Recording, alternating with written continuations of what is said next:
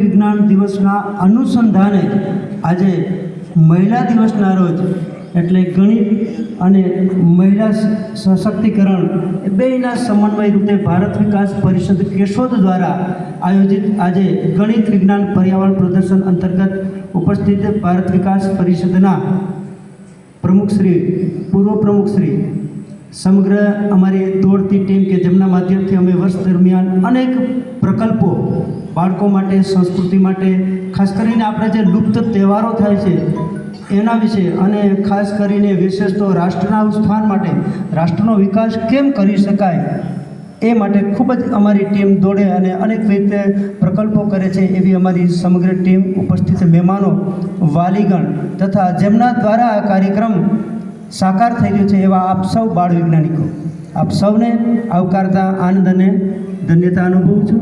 હવે મિત્રો વિજ્ઞાન એટલે શું? તો વિજ્ઞાન એટલે કોઈ ધર્મ કે સંપ્રદાય નથી.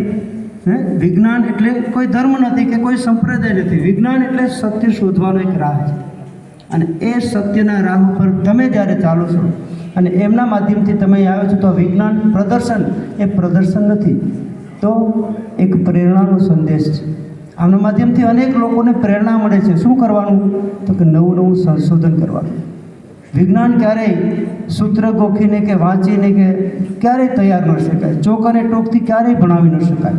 વિજ્ઞાન તો પ્રેક્ટિકલ જ્ઞાન છે અને આ પ્રેક્ટિકલ જ્ઞાનનું અહીંયા તમે એક નમૂનો લઈને આવ્યા છો. કારણ કે વિજ્ઞાન એ ચોક અને ટોકનો વિષય નથી. એ તો એમાં જે રહસ્યો છે વિજ્ઞાનના એને તમારે સાબિત કરવા પડે છે. તો એ વિજ્ઞાન શું કામ?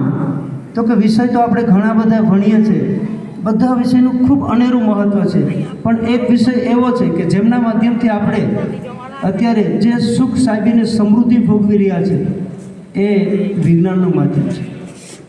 અત્યારે આપણે જે સુખ અને સમૃદ્ધિ ભોગવી રહ્યા છે ને એ પહેલાં વર્ષો પહેલાં રજવાડાને પણ આવી સુખ સમૃદ્ધિ નહોતી. એની પાસે તો રથ હતા, ઘોડાગાડીઓ હતી, બહુ તો નાની ગાડી હતી, પણ આપણા જેવી ઓટોમેટિક ગાડીઓ નહોતી, આપણા જેવા મોબાઈલ એની પાસે હતા. તો આપણે પહેલાંના રાજા કરતાં સુખી છે કે નહીં? શું કામે? કોના માધ્યમથી?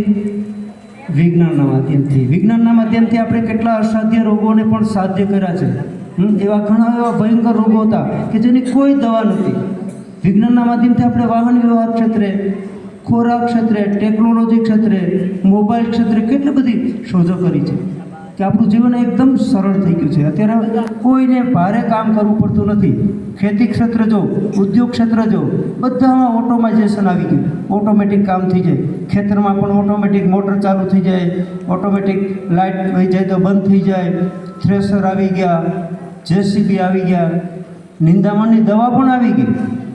એટલે આ બધી સુવિધાઓ કોના માધ્યમથી મળે છે? વિજ્ઞાનના માધ્યમથી.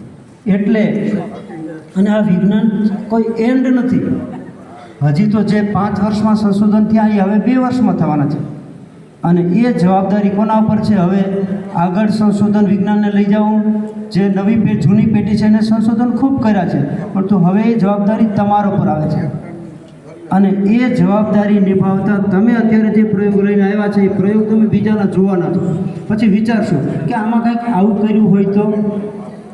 અને એટલે જ વિજ્ઞાનનો જન્મ થાય. Necessity is the mother of invention. જ્યારે જરૂરિયાત પડે છે ને ત્યારે માણસ સંશોધન કરવા વળગે છે. બહેનોને છાશ કરવાની તકલીફ પડતી હતી એટલે એને વલોણું શોધ્યું, બરાબર? તો જેમ જેમ જરૂરત ઊભી થઈ ગઈ એમ આપણે નવા આવિષ્કારો શોધતા ગયા. તો હજી પણ આપણે જો મોબાઈલની વાત કરીએ તો પહેલાં વર્ષો પહેલાં કેવો મોબાઈલ હતો? નાનકડો હતો, બ્લેક એન્ડ વ્હાઇટ આવતું, એમાં ટીન રિંગ વાગતી. પછી કોઈને એમ થયું કે આ કંઈક બોલતો હોય તો કેવી મજા આવે, તો બોલતી રિંગ આવે. પછી કંઈક કલર હોય તો કેવી સરસ મજા આવે, તો કલરવાળી રિંગ આવી. પછી કે આમાં ફોટા દેખાતા હોય તો ફોટાવાળા મોબાઈલ આવી ગયા. પછી કે વિડીયો ઉતરાવે તો વિડીયો આવી ગયા ને. તો કેટલું બધી અપગ્રેડ થાય છે. કેવી રીતે? માણસને વિચાર આવે કે આવું કંઈક હોય તો. અત્યારે તમે 4 વ્હીલ ગાડી જો છો, 2 વ્હીલ ગાડી છો, તમને એવી કલ્પના થતી કે આપણે આમ ચાંપ દબાવીને ગાડી સીધી ઉપર જાય, દિલ્હી જાય, પાછા નીચે ઉતરી જાય. તો આવું પણ આવશે. આ કંઈ બહુ દૂર નથી. આપણે માત્ર કલ્પનાઓ કરવાની છે ને કલ્પનાઓને સાકાર કરવાનું કામ કોનું છે? તમારા જેવા બાળ વૈજ્ઞાનિકો. એટલે ભારત વિકાસ પરિષદ દ્વારા 28 ફેબ્રુઆરી વિજ્ઞાન દિવસ નિમિત્તે તમારામાં આવી કુતૂહલતા જાગે, તમે વિજ્ઞાન પ્રત્યે રસ ધરાવો, વિજ્ઞાન પ્રત્યે તમને રુચિ રહે, એટલા માટે ભારત વિકાસ પરિષદ દર વર્ષે વિજ્ઞાન મેળાનું આયોજન કરે છે. શું કામે કરે છે? કે તમને આવી કાંઈક પ્રેરણા મળે ને તમને જોઈને બીજા હજારો બાળકોને પ્રેરણા મળશે. તમારી સ્કૂલમાંથી તમે એક આવ્યા છો તો આપણો કેશોદનો વિજ્ઞાન મેળો, તો કેશોદનો વિજ્ઞાન મેળો જોઈને જૂનાગઢના બાળકોને એમ થશે કે કેશોદવાળાએ આવો વિજ્ઞાન મેળો કર્યો, તો વિજ્ઞાન પ્રત્યે રસ રાખશે. અને આ મહત્ત્વનું છે. તમને જે દિશામાં લઈ જવા છે ને એ દિશામાં રસ જાગૃત કરવો જોઈએ. એટલે ભારત વિકાસ પરિષદના માધ્યમથી ખૂબ સરસ આ આયોજન થયું છે અને એમાં તમે બધા સહભાગી થયા છો, એટલે તમને બધાને ખૂબ ખૂબ ધન્યવાદ. કારણ કે વિજ્ઞાન છે એ આવનાર ભવિષ્ય તમારા હાથમાં છે, એટલે તમારે ખૂબ મોટા સંશોધનો કરવા છે. અને હવેના 5 વર્ષ પછીની જે ટેકનોલોજી આવશે ને એ એઆઈ કરતાં પણ કંઈક વધવાની છે. એઆઈથી જાણો છો ને, ઓળખો છો ને તમે? એઆઈ એટલે આર્ટિફિશિયલ મગજ, કૃત્રિમ મગજ. પણ તો એ કૃત્રિમ મગજ અત્યારે તમે જે ડેટા સ્ટોર કર્યો છે ને એના ઉપરથી તમને માહિતી આપે છે. તમે નહીં પણ પૂરી દુનિયાના લોકોની જે માહિતી હોય ને એમાંથી તમે પૂછો તો એ તમને બધું ગમે નથી ગોતીને આપી દે છે. પણ હવે એના પછીની નવી ટેકનોલોજી આવે છે સુપર એઆઈ, કે સુપર એઆઈના માધ્યમથી તમે દુનિયામાં ન જોયું હોય, ન વિચાર મૂક્યો હોય ને એ વિચાર પણ તમને આપશે કે તમે આ દિશામાં જાઓ તો તમને આ કાંઈક મળશે. એ હવે આનો જમાનો આવશે. કોનો? Super AI. અને એનાથી પણ આગળ જવાનું છે હજી. તો એ કોને લઈ જવાનું છે? તમને. એટલે તમે બધાએ જે ભાગ લીધો છે ને એ બધા સાહેબે કીધું ને કે બધા નંબર 1 છો. કારણ કે જીતને હાર ક્યાં હોય? લડાઈ હોય ત્યાં. આ કોઈ લડાઈ તો નથી, આ તો એક સ્પર્ધા છે ને સ્પર્ધાની અંદર 2 જ વસ્તુ હોય. શું? કાં જીતવાનું હોય અને કાં શીખવાનું હોય, હારવાનું ન હોય. આપણે અહીંયા શું કરવાનું છે? કાં જીતવાનું છે અથવા તો શીખવાનું છે. ક્યાંથી શીખશું? આપણામાંથી ને આપણામાંથી. મેં આ કૃતિ બનાવી છે તો મારી આમાં ક્યાં તકલીફ લાગી છે એ આપણે મનોમંથન કરવાનું. તેંડુલકરને કોઈ પૂછ્યું હતું કે તું આટલું સરસ રમે છે એનું રહસ્ય શું? તો એને બહુ સરસ જવાબ આપ્યો હતો કે હું સરસ રમું છું ને એ માટેનું એક રહસ્ય એવું છે કે હું દરેક મેચ 3 વખત રમું છું. કેમ પોસિબલ બને? દરેક મેચ 3 વખત કેમ રમવું? રમાય? મેચ તો એક જ વખત રમાય. પછી એને ચોખવટ કરી કે ભાઈ હું એક વખત પહેલાં જોઈ લઉં કે મારે કેવી રીતે રમવું છે. રાતે હું વિચારું કે મારે આવી રીતે રમવું છે. પછી જ્યારે હું રમું છું ત્યારે બીજી વખત રમું છું. ત્રીજી વખત જ્યારે મેચ પૂરો થાય ને પાછું હું મનોમંથન કરું છું કે ખરેખર હું આમ રમ્યો એના કરતાં મારે આમ રમ્યો હોત ને તો હું વધારે રન કરી શકાય. એટલે દરેક મેચનું એ અવલોકન કરે છે. આપણે પણ શું કરવાનું છે?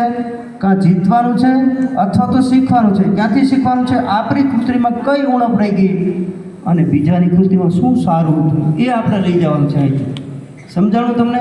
આપણે માત્ર આપણી કૃતિ નથી જોવાની, બધાની કૃતિમાંથી જે સારું છે લઈ અને આવતે વર્ષે એમાં અપગ્રેડ કરીએ ને જે અપગ્રેડ કરીને એ જ સાયન્સ એટલે બીજું કાંઈ નહીં. આપને જે નવી ટેકનોલોજીનો વિચાર આવે કે આમાં કાંઈક આવું જોડી દઈએ તો એ વિજ્ઞાન કાંઈ સીધો પ્લેનનો આવિષ્કાર નથી થઈ જતો. પહેલાં તો નીચેનું વાહન મળ્યું, આપણે જમીન ઉપર હાલતું, પછી એમ થયું કે આને પાંખો હોય તો એમ. હવે આપણે એવું વિચારીએ કે આ 4 વ્હીલ છે તો 4 વ્હીલમાં પણ એક એવી ઉપર પાંખો નીકળે અને સીધી જતી રહી તો એ પણ પોસિબલ છે. અશક્ય કાંઈ નથી. કાળા માથાનો માનવી ગમે તે કરી શકે છે. એક એને ઝંપલાવવું પડે. મોબાઈલમાંથી આપણે રીલો જોયા કરીએ તો કાંઈ થતું નથી. સાહેબે બીજી પણ સારી વાત કરી હતી કે વિજ્ઞાન છે ને એ ખૂબ ઉપયોગી છે, પણ તો જો તમે એનો પોઝિટિવ ઉપયોગ કરો તો આ પ્લગમાં આંગળી નાખીએ તો નખાય નહીં, પણ એનો જે ઉપયોગ કરવો છે એ ઉપયોગ કરીને તો આપણે ફાયદાકારક છે. મોબાઈલ આપણા માટે ખૂબ સારો છે, પણ તો તકલીફ એટલી છે કે મોબાઈલને મગજ નથી. તમે વાપરતા હોય તો મોબાઈલ તમને એમ નહીં કહે કે તમે આ સાઈડમાં ન જતા જાય. કહે છે એ કોણ કહે? આપણા માતા પિતા કહે. તો મોબાઈલને જો મગજ હોત ને તો તમારે વાપરવાની છૂટ હતી, પણ મોબાઈલને મગજ નથી તો એ મગજ તમારે વાપરવાનું છે કે મારે શું જોવું છે. મોબાઈલમાં તો પૂરું આખું વિશ્વ છે, તમારે ક્યાં જવું છે એ તમારે નક્કી કરવું. જો તમે લપસી ગયા તો સીધા નીચે ખીણમાં પડવાના છે. એટલે જેને વિકાસ થવું છે, આગળ વધવું છે, મોબાઈલ એના માટે સારો છે, પણ 1 પણ મિનિટ જો તમે આડાવડા ગયા તો મોબાઈલ તમને અન્ય જગ્યાએ લઈ જવાના છે. એટલે મોબાઈલથી સાવધાનીપૂર્વક ઉપયોગ કરવાનો છે અને વિજ્ઞાન બાબતે આપણે સતત આગળ વધતા રહીએ. વિજ્ઞાનના લાભાલાભથી આપણે વાકેફ રહીએ અને વિજ્ઞાન જ આપણા જીવનને સારી રીતે જીવવા માટેનો એક રસ્તો આપે છે. એટલે આપણે પણ આ જગતમાં રહેલી બધી જ ઘટનામાં ક્યાં વિજ્ઞાન છે એને નિહાળતા રહીએ. દરેક તથ્યમાં વિજ્ઞાન છે અને અંધશ્રદ્ધા અને વહેમથી દૂર રહી અને નવી ટેકનોલોજીનો ઉપયોગ કરી અને આજે આગળ વધતા રહીએ. આપણા દેશને, આપણા રાષ્ટ્રને અને પૂરી દુનિયાને આપણા માધ્યમથી કાંઈક નવું મળે એવી આપ સૌને શુભકામના. આભાર. વંદે માતરમ. જય જ્ઞાન, જય વિજ્ઞાન.